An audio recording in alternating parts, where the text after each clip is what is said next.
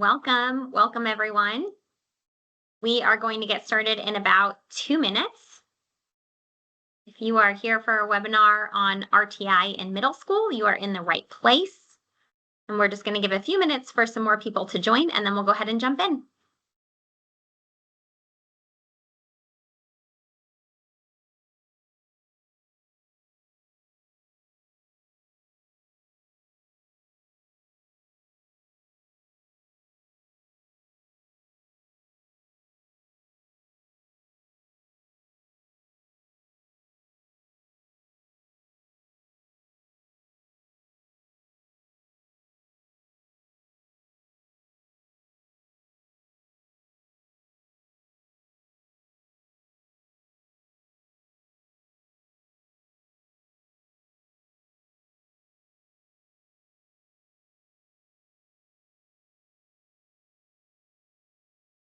Welcome everyone. Jill, I see you. Happy to see you here. We're going to get started in about 2 minutes. We're just giving time for some more people to join.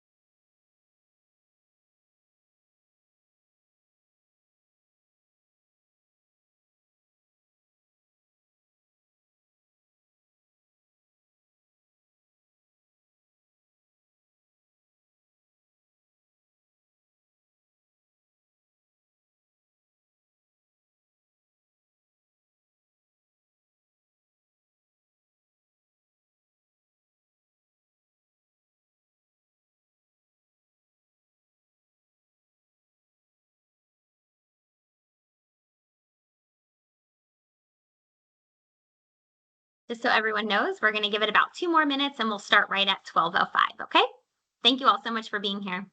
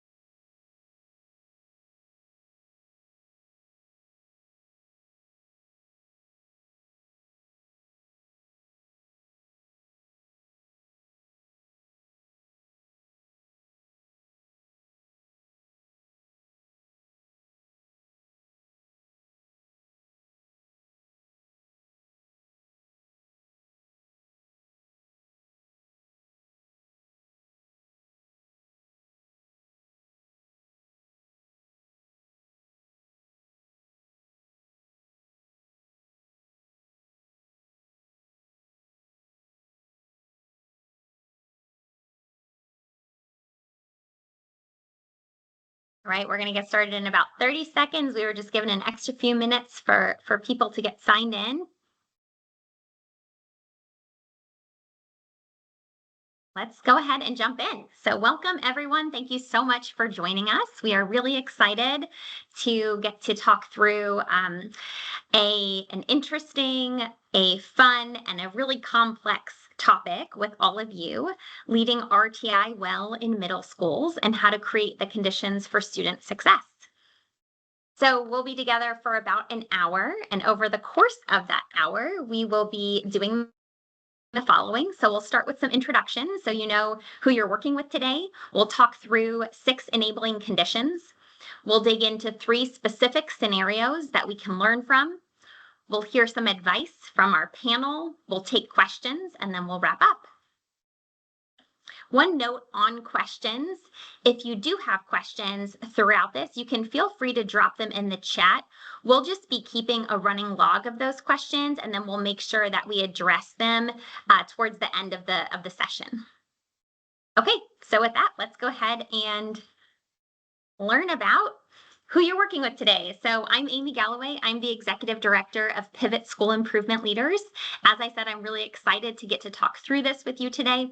I worked in schools for 15 years as a teacher, an assistant principal, and a principal. But my start in education was as a special education teacher. And while RTI is certainly not special education, my brain and my focus has always been on thinking about all learners and all students, regardless of what their needs are, and how we help everyone achieve and grow to his or her potential. And so this topic is just near and dear to my heart and always has been. The last 5 years of my principalship, I spent in a priority school, which is a school that is in the bottom 5%. And during my tenure there as principal, we were able to move that school from the bottom 5% to the top 5% in the state, with achievement scores on par with state average. And that experience was certainly one of needing to understand the systems, the enabling conditions that ensure all students learn. We were serving a historically marginalized student population, and students have lots of diverse learning needs. So we had to make sure that our systems were really strong, our teacher content knowledge and practice was really strong. And with a lot of that hard work, our students were able to maximize their learning in a way that was really exciting. So from there, I worked at the TDOE for a few years, the Tennessee State Department of Education, overseeing all of the role-specific leadership development work streams. And now I run an organization called Pivot. We are focused on leadership capacity building across the vertical spine: assistant principals, principals, supervisors, etc. Really excited to have two other facilitators here with us today. So I'm going to pass it to Dr. Deborah Reed to introduce yourself, and then we'll hear from Dr. Rachel Evans. I'm happy to join the group today. I'm Deborah Reed. I direct the Tennessee Reading Research Center, and I'm on faculty at the University of Tennessee, Knoxville. I was a classroom teacher, mostly in middle and high school in inner cities in San Diego and San Antonio school systems for about 10 years. And I've been in research for about 22 years now in various states. And I research really all things literacy, but have a particular interest in developing and implementing reading interventions and assessments in middle schools. Thank you for being here, Dr. Reed. And I'm Dr. Rachel Evans, and I have about 14 years of experience in middle school. I was a middle school teacher where I taught English and social studies.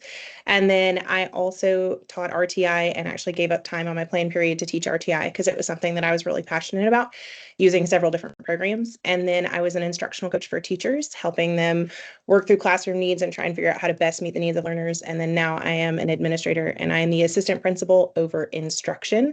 So I focus a lot on curriculum, special education, and RTI at Vine Middle in Knox County.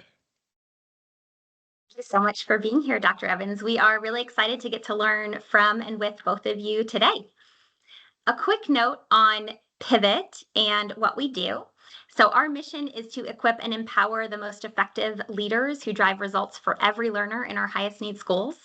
And as we've mentioned, in the introduction, and you've heard in our experience, when we think about driving results for every learner, RTI is a really important component of a school to make that happen, right? So thinking about the system design work and then the execution and the monitoring work that goes into doing this well, it deeply matters for ensuring that all of our students learn.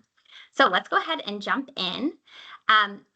In just a second, Dr. Evans is going to take us through 6 enabling conditions, but you can follow along with these enabling conditions in a resource that we are going to drop here in the chat in just a second. So when this link shows up in the chat, you should be able to click on that and access accordingly.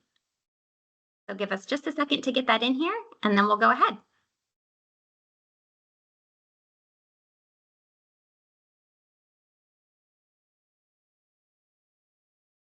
All right, thank you, Matt. So go ahead and open that link if you want to follow along. And Dr. Evans, will you get us started? Absolutely. So we kind of talked when we were going through this program and looked at how can we find ways to really label the most important and implicit pieces inside of RTI. And so the 6 enabling conditions are things that we really felt like we should go through. The first of which would be a leader who owns RTI. Are you thinking about RTI when you're doing your master scheduling at the middle school level?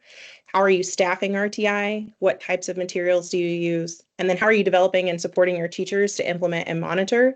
And then finally, how are you progress monitoring, which is a requirement of RTI. So for the first enabling condition that we have, it talks about having a leader. So is there a designated leader who owns RTI in your building, or is it just something that teachers do kind of off to the side? If it is not something that a designated leader owns, how could you develop that opportunity for your teachers and for yourself? So if you want an opportunity for teacher leadership, if you want an opportunity for an administrator to step in and really understand documentation and progress monitoring and a lot of the specifics that go with that, a lot of that can be under somebody who owns RTI. If there's no one owning it, then it tends to fall apart or kind of fall by the wayside. And so it's really important to be intentional with that piece of making sure that someone owns it so they feel responsible for it. There are questions kind of in the worksheet that Matt dropped in the chat for us, but really it talks about making sure that you have identified somebody and that you have absolutely scheduled recurring check-in planning meetings with them as it goes. It's really busy as a school year, especially if you're the administrator owning RTI. And it's really easy to forget some of the data and the checkpoints and the pieces. So scheduling those RTI planning and check-ins with yourself, if it's you or with the person who's monitoring it, are really important ways to make sure that you're meeting all of the deadlines and holding yourself accountable to your program so that your program can make a difference for kids. The second enabling condition is the master scheduling. Master scheduling is something that is unique to middle school, I feel like, because typically it seems like, you're going to have math, English, science, social studies, and then some encore related arts, whatever you call those areas, and it seems pretty basic. But RTI can hold a big piece of that, and depending on how many students in your school need RTI, it can really drive your master schedule. For example, one of the schools where I worked had 80% of our students who were 2 or more grade levels below, which meant that most of our students need RTI. When we did that, we put RTI first thing in the morning because it was a priority and that was a great plan. And then we realized that what happened is most kids showed up 30 minutes late to school because there was a 30-minute RTI block. So when we went back and evaluated our master scheduling, we realized that putting it at the very beginning of the day wasn't our best choice. So when you're going through and you're looking at your master scheduling, what does the timing and the placement of RTI say about how much you as a school value RTI and working with students through the RTI process? Are you skipping it every time you have a half day? Are you skipping it every time you need an extra 30 minutes in your day? What does that really look like?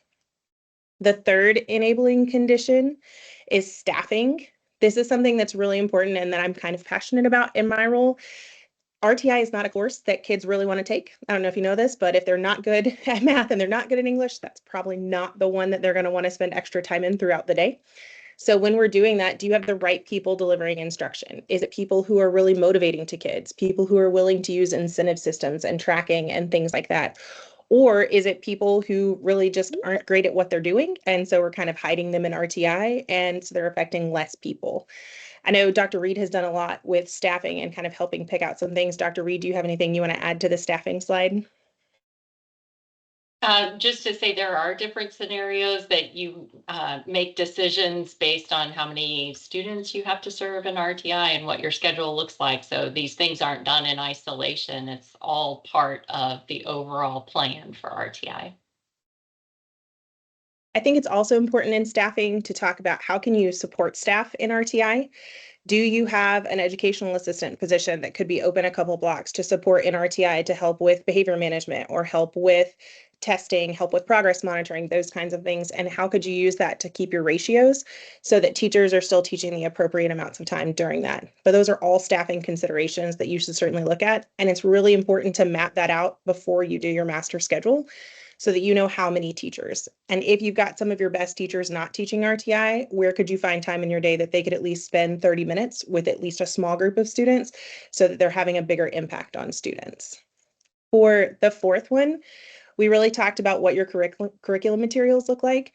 Some districts have very prescribed materials. If you're in tier 2, you have to use this program. If you're in tier 3, you have to use this program. Some don't have any, and depending on the subject, you could be making all of your own materials. So when you're looking at RTI, how are you looking at the students that you have and their needs, and then making sure that the curriculum really matches that? Is there any kind of alignment with your tier 1 intervention, or are they having to learn something totally different and off the wall using different stories, different methods, different routines, different procedures, so that it's just one more thing that they're having to learn, as opposed to using the same materials and same routines that you use in tier 1, so they're familiar with them and they're really focusing on the content. So when you're looking through this checkpoint and asking yourself some of those questions, really, what does it look like to match students' needs to the materials instead of just placing students in certain groups and using the materials that you have to use? For the 5th one, the teacher development and implementation monitoring is something I know I am, again, really passionate about, and I know something Dr. Reed is really passionate about too. So when we go through and we're looking at teacher development and training, it's not just, does your teacher know how to use a computer-based program and click through it? Does your teacher know how to motivate students? Does your teacher know how to progress monitor students?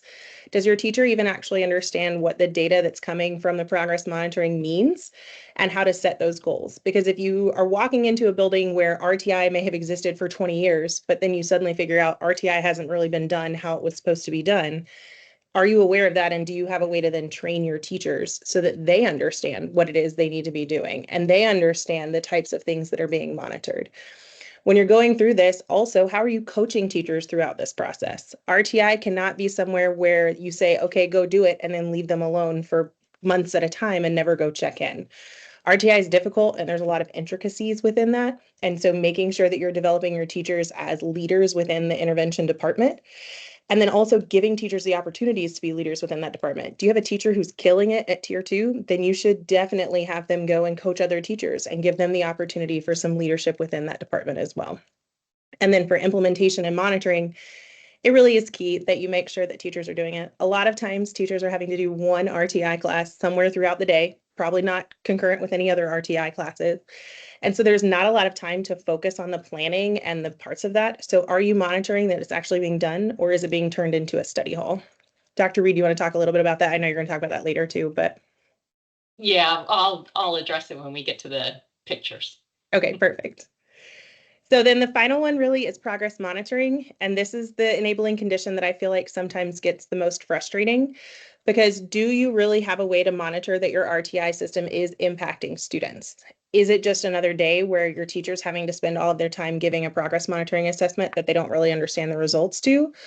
Or is this something where you're going to sit down and look at it and say, I'm actually impacting students and this is how they're growing? A lot of that can determine from consistency of the person giving the test. Is it the same person every time? Is there a way that you can create that progress monitoring structure?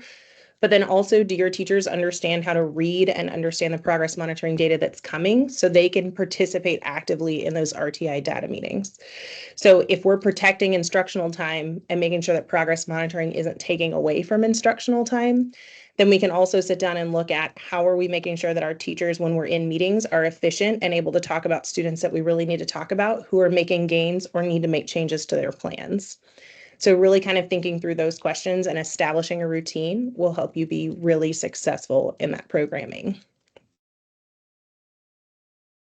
Hey, thank you so much, Dr. Evans, for taking us through those enabling conditions.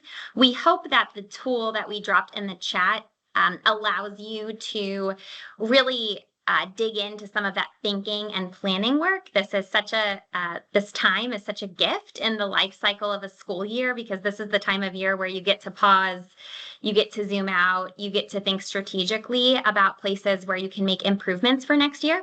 And so that tool is intended to help you guide your thinking and your design work, assuming RTI is something that you want to prioritize in your improvement work for next year. So now we're going to get to hear from Dr. Reed, who's going to take us through 3 specific scenarios that we can learn from in terms of how some of these enabling conditions show up in actual schools. So Dr. Reed, I'm going to pass it to you. Great, thank you. So these are examples that we'll be giving from work conducted under federal funding related to reading intervention time, specifically tier 2 in middle schools, but all of the names have been removed. We've been working in now, I think, 4 different school districts, 2 different states, multiple campuses. So the 3 scenarios we will go through have to do with master scheduling, student scheduling, and then the teacher monitoring for implementation that Rachel was talking about with the implementation conditions. So we can go ahead and get started with the first scenario. How you build your master schedule and makes very big differences, both quantitatively and qualitatively, for students' experiences in RTI and the opportunities that they have to learn what they need to learn before they get to your annual state testing. So we have here plotted 3 different schools and the way that they devised their RTI schedule and what that meant in the total intervention time that was available across the year before the state testing. So you can see that quantitatively there was quite a big difference in what was offered to students. All of them who qualified for Tier 2 reading intervention. And then what isn't shown on this slide are some qualitative differences that had to do with class sizes and the opportunities to interact with the teacher and receive feedback from the teacher, which are also part of the implication of how you schedule. For example, the first row in the table that has the 30 minutes of class time that occurred 2 times per week was tucked into the end of an English language arts class. So these were students who were in a core ELA class who at the end of that period were supposed to get their supplemental intervention. So it called them out specifically in front of their peers, and there was a whole lot of other stuff going on in the room because the rest of the class was still there while these few students were supposed to be receiving their intervention. So that's what we mean by both quantitative and qualitative differences in the master scheduling. Then if we take just an example of having, say, 90 hours, our middle row, and we show what happens with the schedule. On paper, it looks like you should have 90 hours of total intervention timed instruction. That's what was planned into the master schedule at the beginning of the year. But then Chromebooks aren't checked out to students, or there's a decision made to not really start the intervention until after fall screening is done. And so we've already lost 9 weeks of instruction with students, which cuts that 90 hours down that we had on paper to 67.5 total possible hours in the school year. Then if you add on top of that, what happens at the end of the year? So that was beginning of year loss of time. At end of year, we lose time due to state testing when the Chromebooks have to be returned again and other kind of end of school year celebrations and field trips. You lose about 3 more weeks or 7.5 hours. So now your 90 hours is down to 60 hours of instructional time. Add to that some additional loss of time that would be due to your biweekly progress monitoring that's required by the state.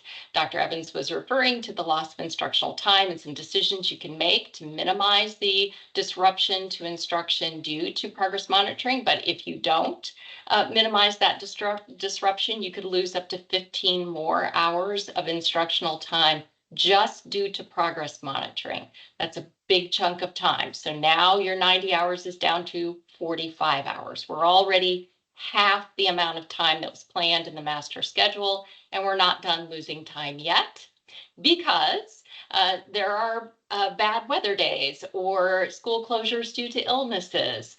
There are also, we have found in some schools, built-in positive behavior support rewards days that happen every single Friday, regardless of the behavior that week, and other things that disrupt the scheduling of the intervention. So now we're down to 30 total hours of intervention time when we started with 90.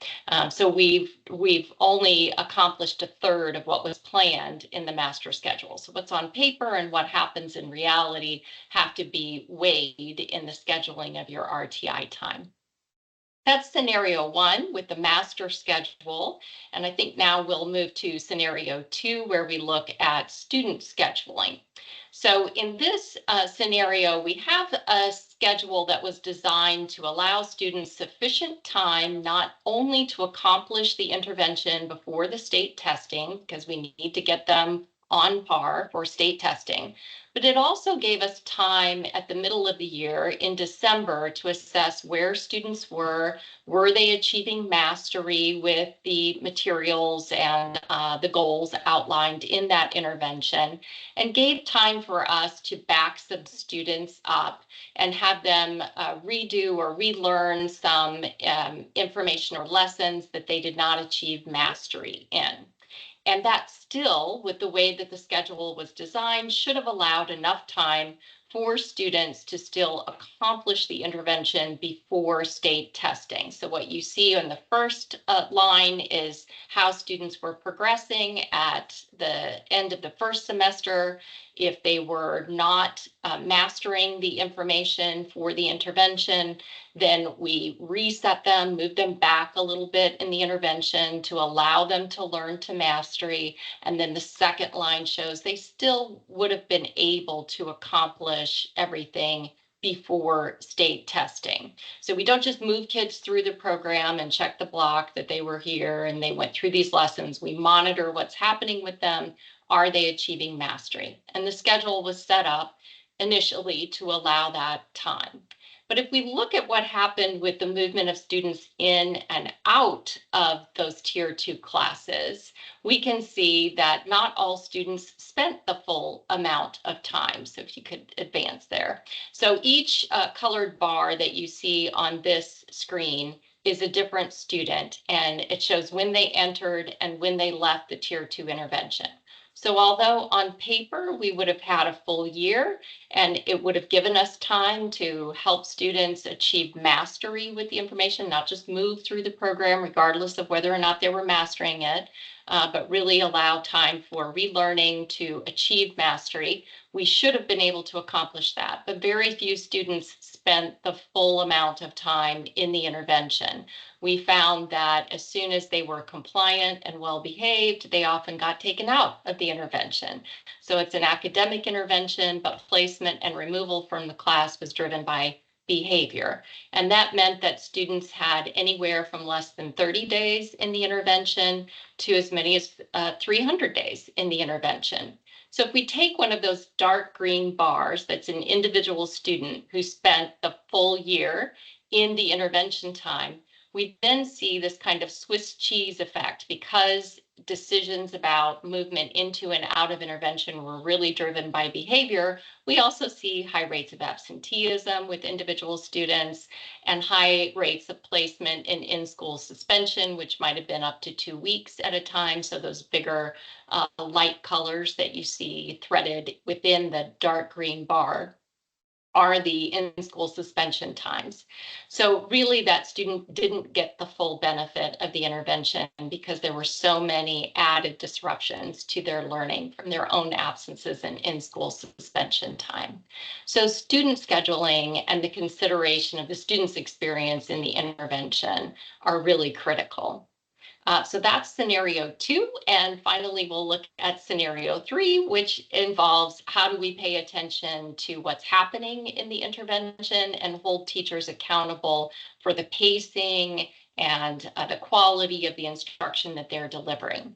In this example, we have a school that began their intervention in August with the start of school, and they moved students through at a pace that, had they continued, the yellow dashed line shows you that that trajectory would have allowed students to accomplish the intervention before state testing began in April. But when we met with them at the end of December and celebrated the success that they were having and talked about how great it was, that everybody was on track to achieving this, they then fell apart, and the monitoring that occurred from the leadership dwindled. They stopped paying attention to what was going on in the classes, stopped monitoring the pacing and the implementation, and things fell apart. So the solid blue line then from December to April shows where the students ended up before state testing, which was far below where we needed them to be in the placement within the intervention.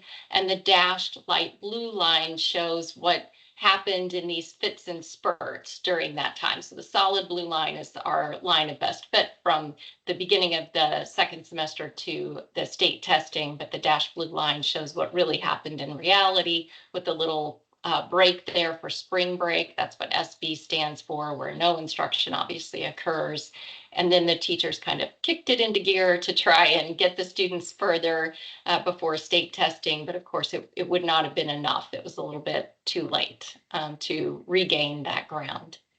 So those are the three scenarios from very real experiences that hopefully highlight the importance of what's in the planning guide.